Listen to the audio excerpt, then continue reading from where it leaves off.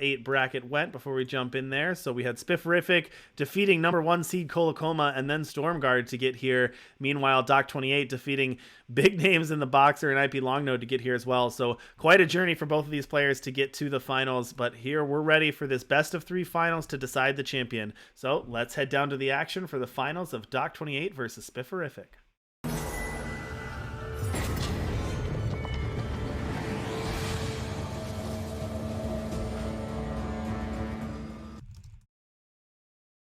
Telling our players they are good to go, and they've mulliganed and they are ready to start. Doc's looking at a hand of lots of primal influence, a primal etchings, a dazzle, and a huntress. And on the other side of things, Spiffirific's got all the power that they want: a banish, an Aurelian merchant, and a Grodov stranger. So both players with hands that they want to keep.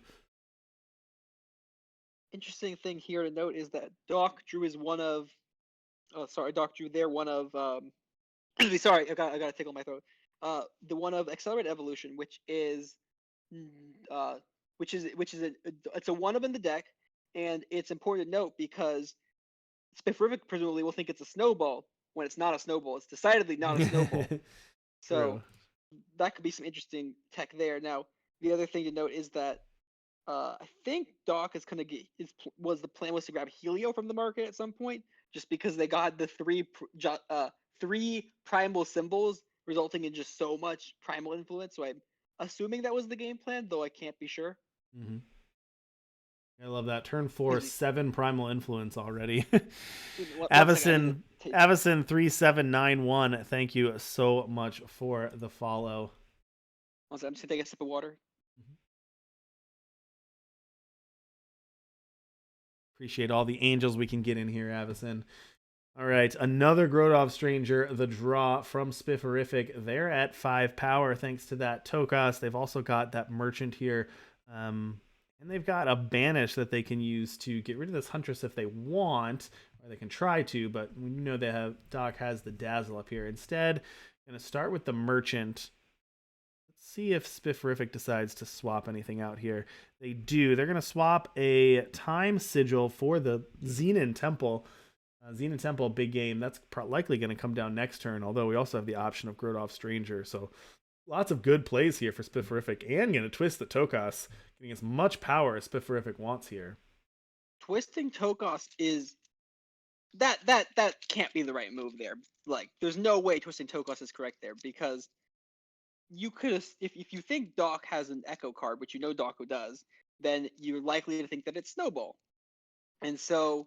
if it is Snowball, which in this case, he's getting he drew No One to Hold Him, which was just insane there. But it wasn't, but it works for No One to Hold Him, yeah. yeah.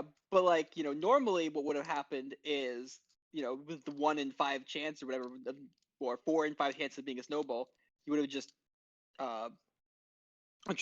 hit in for 2, and then Snowball would have finished it off. So the fact that there's a lot that just happened right there. So let me explain what happened there. So Master Conjurer came out for Doc, had enough primal to make the double spell, make a Storm Dancer, then played No One to Hold 'em, which counted as the first spell, which hit Jotun Hurler. Because Jotun Hurler has Fate Draw Snowball, you can't play the Jotun Hurler, but you can play the Snowball that was drawn off of it. So because of that, was able to get the second spell, which was the Snowball, to get a Storm Dancer with flying and deal 1 damage to the Tokas plus the 2 from the Maveloft Huntress. Was able to get a 4/4 Storm Dancer, play 2 spells, kill the Tokas all in 1 turn. So huge turn there for Doc. Big turnaround.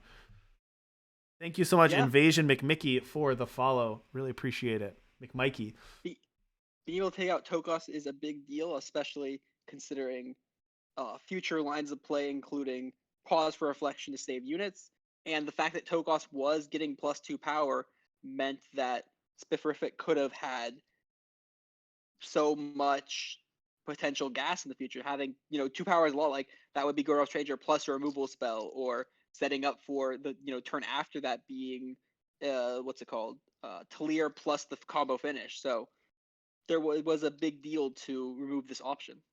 It is interesting. You see what Spiffirific is doing here. They're going for these Grodov Strangers. They do have a Banish in hand, and they've had an opportunity to kill this Master Conjurer, but ignoring the Master Conjurer to play out... I guess they can do both this turn, but ignoring that before to play out these Grodov Strangers ahead of time. But now they're going to be able to play out the Grodov Stranger and the Banish in the same turn. And here comes a no end to hold him. Nice draw again for Doc. This time going to get Krull. Krull's going to deal 5 damage to Doc's face, but that allows Doc to reanimate something that costs 5 or less. I think just the Conjurer again? No, I'm going to go with Huntress here.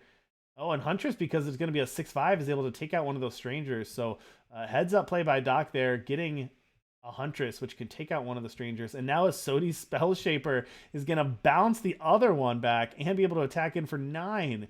Huge turn again for Doc. These have been 2 brutal turns in a row.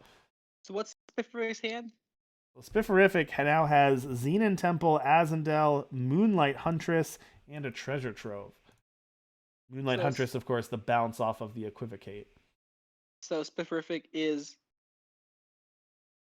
basically hunting for Talir plus market access, because they even can do it off of Merchant at this point. They have enough power to, do everything.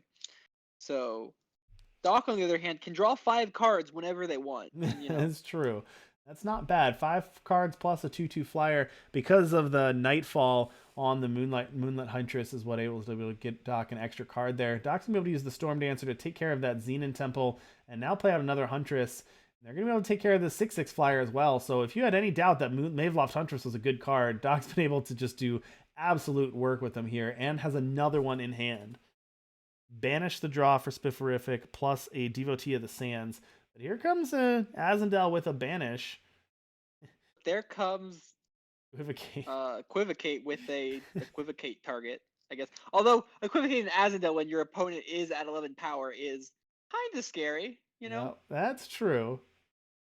Doc going for 2-turn lethal, I like it. But Banish going to take out the Storm Dancer, yep.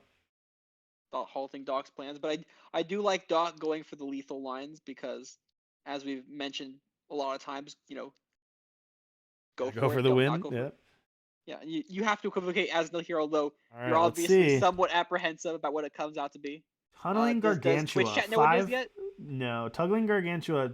Ooh. 5/5 killer pledge. Well, the killer's going to take out. The killer. You could even say the killer was killer for Doc. That's pretty good there. It's no Azendel, but that was able to take care of that merchant pretty cleanly, which is nice. But as you mentioned before, Doc's able to go get a Silex off the petition, get a Treasure Trove, but before using that, how about we just do a Helio to draw 5 cards? Dazzle's good, Equivocate's great, Crest is whatever, Jotun Hurler is... Actually, Jotun Hurler is pretty good, because you can take out the Halisi. You have a Snowball, and Snowball can deal with Halisi. There's Tokas and Time Etchings here for Spiffirific in hand. So the question is Spiffirific going to hold on to Time Etchings for Talir? Or they're just going to go for tempo? Which I kind of like. You can get Nash right now and just hit it. Yeah, they're going to get Nash, 8. yeah.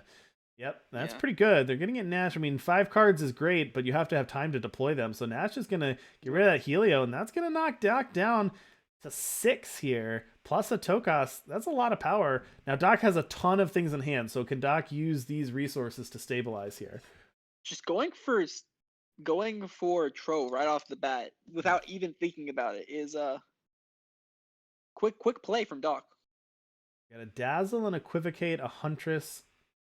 You do 3 of those. You basically have 3 plays. Oh, you have 3 plays plus a Snowball. So you're going to snowball something because your power is odd. So you're definitely going to do that. And then you can basically play 3 of the 2 drops. So it's Dazzle, Equivocate, and then you'll have to see Huntress or Wump, probably. You have to be careful with the Equivocate. I guess you just take out Tokus, right? Take out Tokus, you probably Equivocate the 6-drop and not the 8-drop because 6s are generally speaking less scary than 8s. Yep. Also, Nash makes units, so that in that case, it's also better to equivocate the Nash because it has a continuous effect. I do like that. I do like equivocating the Nash. This is tough, though. Yeah, Snowball. We've talked about that one. And you're gonna dazzle. You're gonna dazzle and equivocate. Like this, because yeah. I'm not sure there was a way to survive. Yeah, there may not have been. The thing is that Tokus twists, and when Tokus twists, Tokus Yeah, can twist to a 5 attack, which is why I was saying you might have to go for the Tokus than the Halisi. it's true. But even then, you weren't in a good shape. You'd Yeah, be that's a stuck good at point. 3. Well, I mean, Just how credit to Spifferific on the turn before that to set up that yeah, by going and getting Nash and recognizing the writing on the wall to say, look, I can win this game by pushing through damage, even though you just drew 5 cards, grabbing the Nash and putting that pressure on.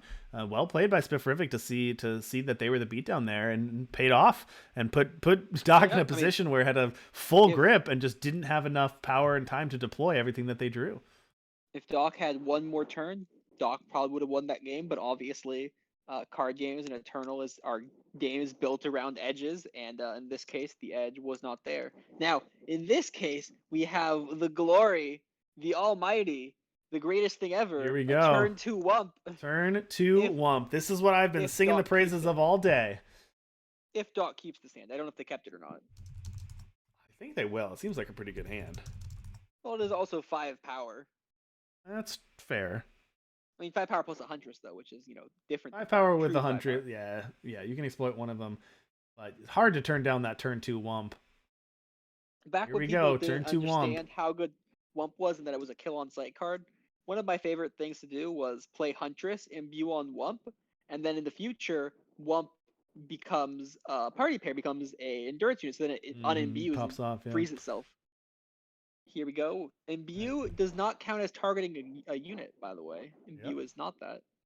So you are Okay, free. gonna cleanly take out that Tokas. +1 snowball. Here's gonna be snowball. This is actually snowball number 3. I'm sorry. Doc's gonna get number 4 when she untaps. Tokus number 2. And Wump should be flipping here, if I'm not mistaken. And we'll see what I just talked about. Yep, Wump should flip here. I don't think there's anything Spiff can do about it. Azendel, 2 time netchings, and a Silex in hand. Huntress will shrink, but that's not a big deal. Yeah, Huntress kind of did her job at this point. Anyways. Yeah. Agreed. So, it is.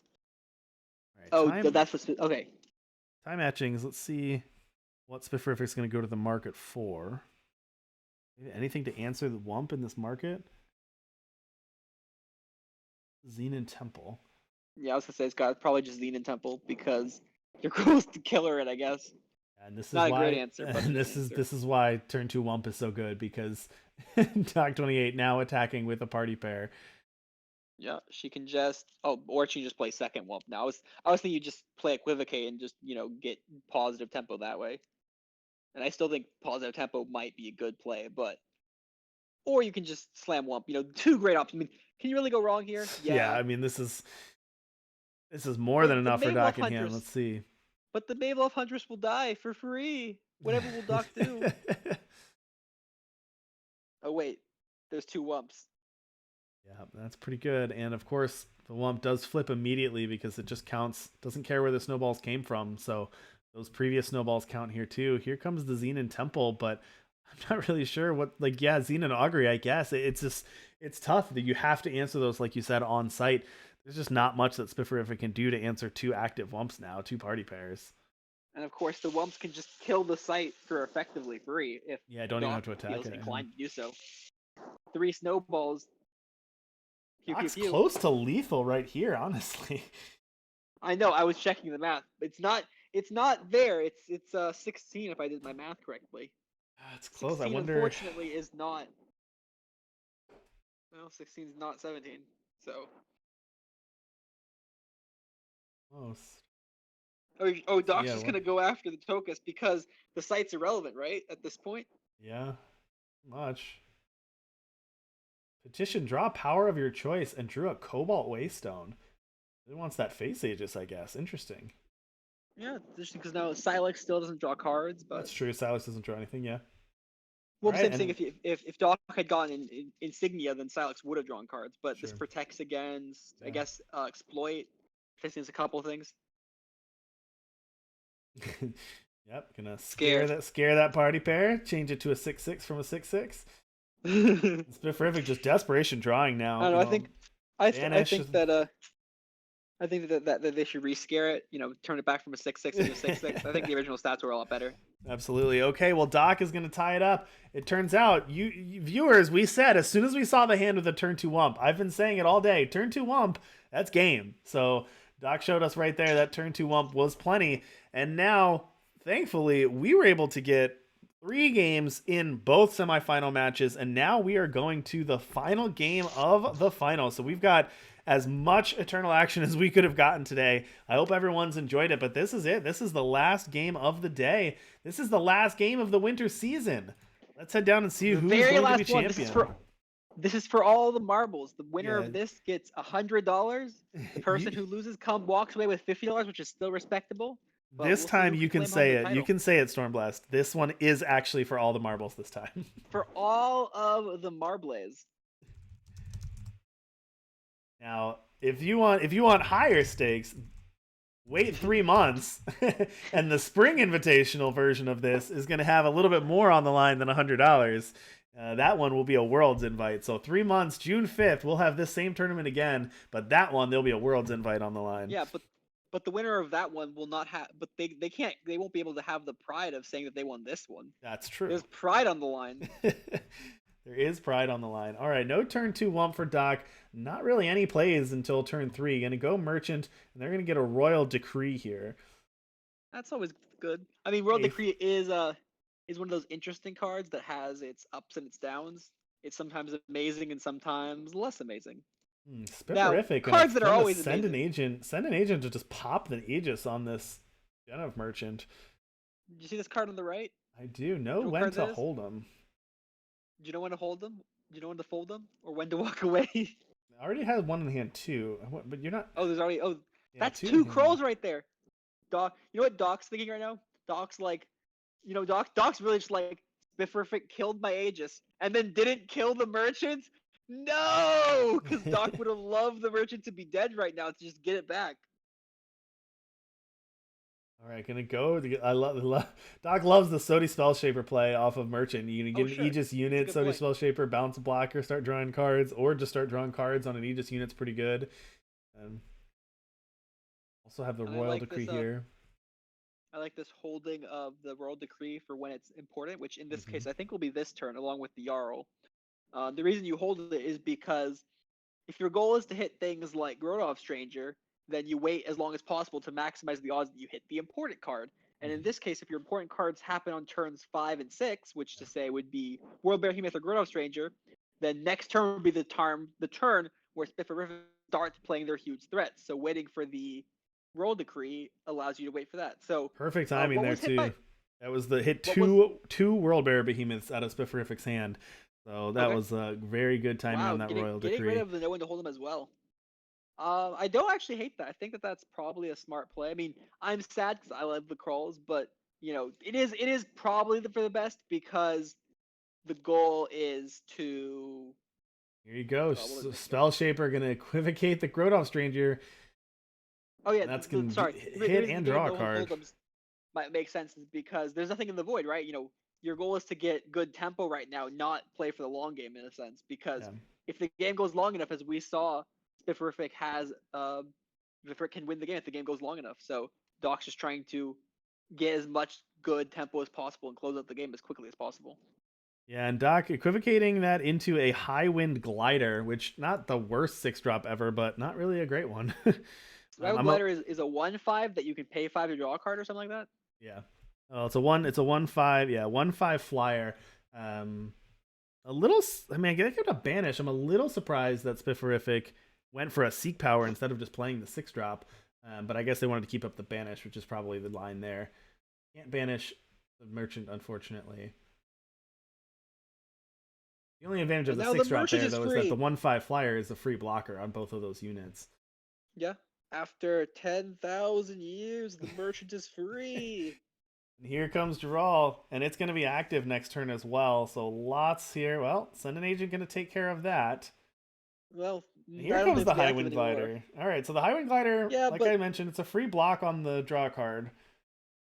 I mean, you can't kill it, and I think Doc will probably kill it because it's really scary otherwise. Yeah, of course, and Of course, Spifferific doesn't know that Doc has the Huntress in hand, but I like this. Okay, the reason for this play, not just killing it off the bat, is because Spifferific will block like this, and then post combat you play the Huntress on the other merchant that has no Aegis, and by doing it this way, instead of having to imbue on the Aegis merchant, you can keep attacking. You can just imbue on the Conjurer because you've already done the damage. So that's actually even better. You get rid of the Conjurer, you still have its effect. You get to Treasure Trove next turn, hopefully draw another spell.